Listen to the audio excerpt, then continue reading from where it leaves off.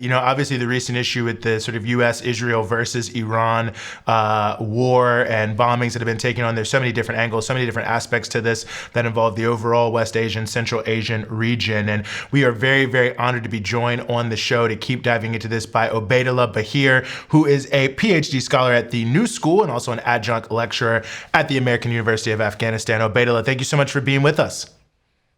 Thank you for having me, Eugene and Rania. Well, it's an honor to have you with us. And I mean, there's so much we could talk about here, but, one thing I just wanted to just get your thoughts on when I just am reflecting on what we've just seen, and are continuing to see vis-a-vis Iran is some of the framing of it, the idea that bombings and sanctions and occupations are somehow the right way or the best way or the most effective way to quote unquote bring change, however that's looked at, freedom, democracy, all those different things to a country. And, I'm old enough to remember that was the Afghan story as well. If we just destroy the country, somehow everything will be great. So I just wonder what you think, and I'm partially asking you this because you had a tweet I really liked when you said, make America do the same thing over and over and over again, that I think speaks so much to this logic that's so accepted here in the United States, but seems so flawed. First off, I really hope Rania is never hunted by the Israelis, because I think she tweeted her location yesterday. So if she's trying to hide it, she's not doing a really good job. Beyond that, I mean, this is a script that has been overplayed, right? This is a story we've seen in the past few decades. It's always regime change. We saw what that led to in Libya. It was bombing us to liberation in Afghanistan. It was weapons of mass destruction in Iraq. And the same script is replayed again. They keep telling you that the regime is extremely unpopular in Iran. The thing is, we don't have data. They refer to polls that have had 100,000 people join online and poll that they don't really like the regime. Do you know what the population of Iran is? 100 million, right? That makes 0.1% of the population. I'm pretty sure 0.1% of me doesn't like me, right? I mean, that's not really numbers to work with. But ultimately, it's not about that. It's about empire. It's about power. It's about the dual state that the world exists in. There is a different law for us and a different law for the West, right? It has always been like this. They've even created new vocabulary. Apparently, when Israel drops bombs, they're peaceful bombs. When Israel aggresses its self-defense, somehow hitting nuclear reactors is fine, and it's stuff like that that sort of makes us lose faith in international justice and international law. They do these things to us and they wonder why Muslim youth become radicalized. They've been pushed to the corner. We have a saying in my language. It says, I'll beat you, but you're not allowed to cry. So the moment we react, we are the radicals. We are the people who are out of the bounds of international law and deserve whatever punishment comes towards us. Obaidullah, you're based in Afghanistan, and you and I spoke on Dispatches. You were actually one of my first guests when I started that show, because it was just as Biden was pulling out U.S. troops from Afghanistan. And I raised that because, when we think about all of the rhetoric and the entire lexicon that we hear the Israelis use when it comes to Gaza, that we've heard the U.S. use when it comes to Gaza, Lebanon, Syria, Iran, Afghanistan, the first victim of the U.S. war on terror was Afghanistan. So I guess I'm curious, as you've watched this unfolding genocide in Gaza, how does the Afghan experience help us understand what's at stake for countries like Iran, for Palestine, for Syria, for Yemen, when Washington and the Israelis escalate these military aggressive activities, either when it comes to the military or even economically? One thing that we've learned is that there is no justice, right? Ultimately, they come, they do whatever they want to, and they leave. Rania, the stories of the crimes committed in Afghanistan could fill up books. They had CIA-trained units that would drag you outside your house and shoot you at bullet point in front of your family at night.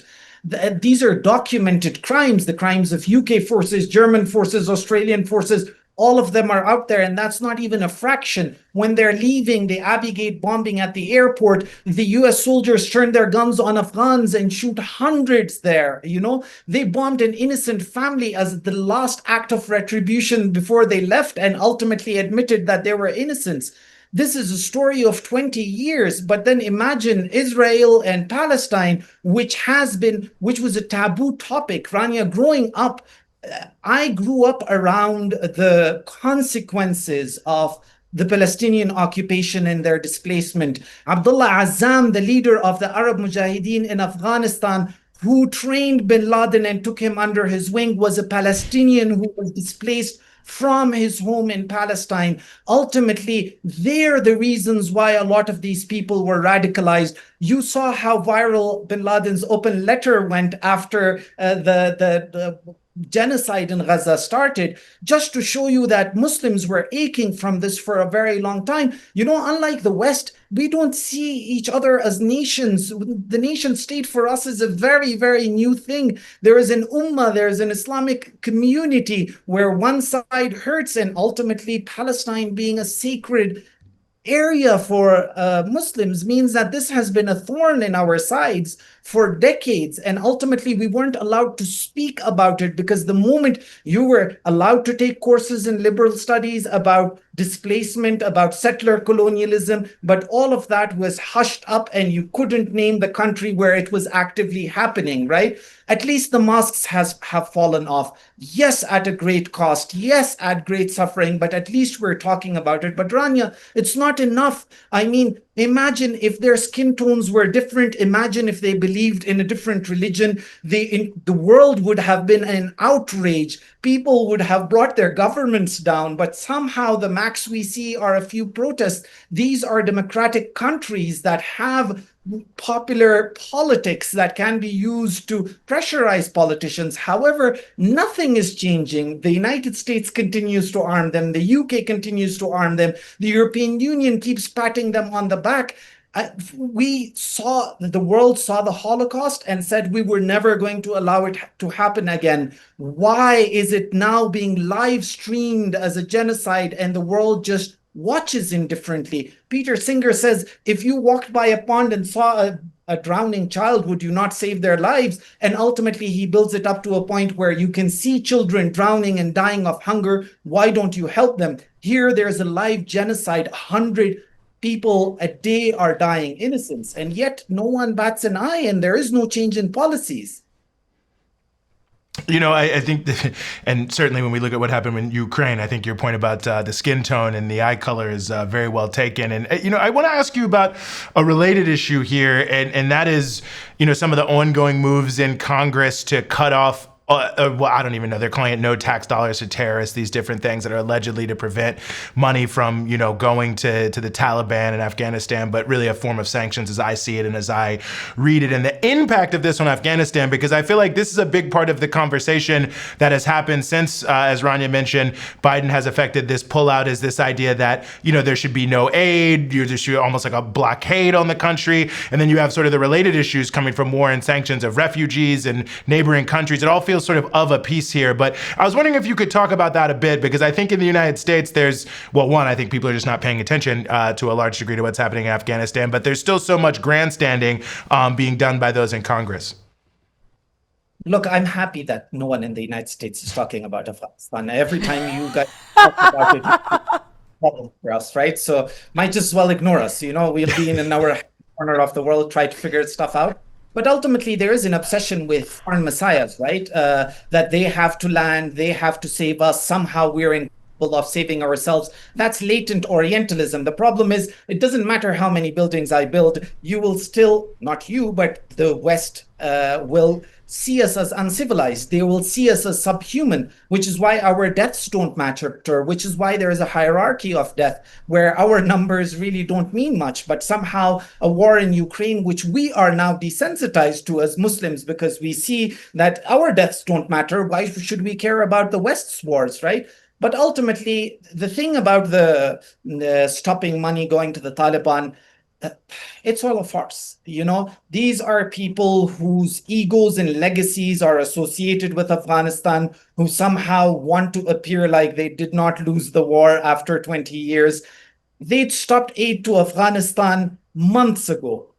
Days after Trump came to power, all funding to Afghanistan stopped, right? So all of this sitting in Congress and patting their own backs, saying that they've stopped money for Afghanistan is nothing but popular politics or populism, trying to show their people that they're supposedly hard on the Taliban. There are understandings for security with the Taliban going on as we speak. So ultimately, the problem is Afghans will pay the price. They broke it. They're refusing to own it. They're refusing to let our federal reserves get back to Afghanistan. Yes, Afghanistan is not great. Yes, we have probably one of the most difficult patches in our history, but at least it's us trying to figure it out, right? The West tried, or the United States and its allies tried to, for 20 years, brought us back to point zero, right? What's that meme saying? If you feel useless, think about how the United States spent 20 years and a few $1 trillion only to bring the Taliban back to power, right? So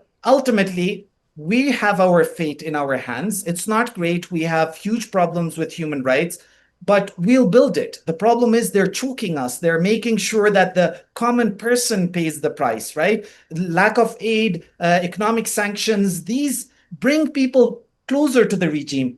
Coming back to the Iran thing, if they think that by bombing the regime, they can get the people to stand up against it, they're bringing the people closer to the regime, because the one thing that unites them is their hatred for Israel and its crimes, right? So when Israel's the one bombing them, they don't care if Satan himself is ruling them. They will stand by that regime, right? So ultimately, the whole regime change logic is faulty as well. They had an agreement with the Taliban in Doha. The United States withdrew. The Taliban gave them protection at the airport as their troops left, barring that one bombing that happened at the airport. It was a very successful withdrawal. But ultimately, now is the time to accept the fact that the war has ended. The Taliban have won. Let Afghans cater to their own issues. But we can only do that if we're not starving, if our taps aren't shut off. We need some aid to get back on our feet after 20 years of conflict,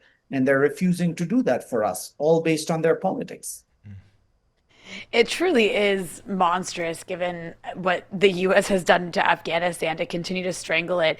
And it is amazing how you see the same faces, the same people, like you mentioned, all that impunity.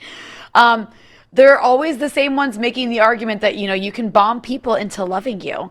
But, I want to ask you, in terms of the general sentiment in Afghanistan, Afghanistan shares a massive border with Iran. And I think the entire world had, it was a bit of whiplash. For us here in Lebanon, it was at least, to watch this insane 12-day back and forth war between the Israelis and the Iranians play out. So I'm just curious, how was Afghan media covering it? What was the general sentiment on the street? Because, if a country next door has a war, people tend to have an opinion about it. Funny thing is, just to show you how odd the times are that we live in, Afghanistan has been the most sane country diplomatically in the region in the past few weeks. The fact that they played a very balanced role between India and Pakistan, and now during the Iranian conflict as well, they weren't too crazy about it, but they issued condemnations. Ultimately, there have been a lot of protests here and demonstrations in favor and solidarity of the Palestinians. But you have to understand that there's always a cost of war. There's always spillover. Since the fighting in Iran started, Iran has tripled the refugee expulsion from their country. We are now dealing with a crisis where Pakistan had already promised to expel millions of Afghans. Now the Iranians are doing it at a larger number than Pakistan is, right? So that just creates further economic difficulties for us. We have to cater to these refugees, get them back, get them resettled. And it's not an easy task, especially considering where our economy is and how turbulent the times are. But I mean, look, Iran hasn't been a great neighbor to a lot of people, unfortunately, but that doesn't mean we wish war upon it. That doesn't mean we want the United States to violate its aerial sovereignty or push for regime change. If the Iranians don't like their regime, I personally really have a lot to say about the Iranian regime and how they treat Afghan refugees. They've been treated horribly. I've had people whose organs have been harvested, Rania, moved back, their corpses moved back to their families in Afghanistan, right? And this is not a one-off thing. Dead bodies are being moved across the border even now as we speak. So that just breaks your heart. I mean, the fact that and ultimately, this has a longer history. It's not just us. We're not horrible people. Our circumstances have been created for us. We were prosperous nations until colonialism happened, until it refuses to unhappen. And this whole neoliberal regime that works against us all the time has brought us where it's brought us, right? I've already discussed how radicalism has worked, how Islamic fundamentalism has thrived. I know it because I've experienced it. I grew up to watching these videos of atrocities, and I know what it did to me, right? It took a lot out of me to not go down that path, but ultimately I understand when people go down it. And these things, these actions, these policies don't help. And yes, I wish we were better neighbors. I wish circumstances were better, but unfortunately, that sort of camaraderie only works in the West. One last thing, though, which is really interesting, is with regards to the US, right? And especially Trump, because the title today was like his losing streak. I just couldn't help but think of Slavoj Žižek's quote where he says, maybe it's about time that a few million ignoramuses don't decide the fate of the world. Right? No offense, but Yeah. ultimately, it just talks about how the US empire, with all of the responsibility that that privilege and that power incurs, has not been a responsible hegemon. Hegemonic stability theory had to mean that that hegemon was going to be the archetype and the protector of international law and justice and all have you. But the United States has been the exception to the rule for decades. And it's about time, probably, that Trump is the retribution. Trump is the fall of the US empire on steroids. And maybe we're better off.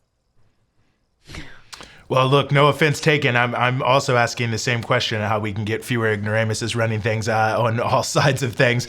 Listen, we really appreciate you on a number of different fronts here, a lot to look into, and we appreciate you helping us sort through it. Obaidullah Baheer, thanks so much for joining us. My pleasure. Thank you for having me.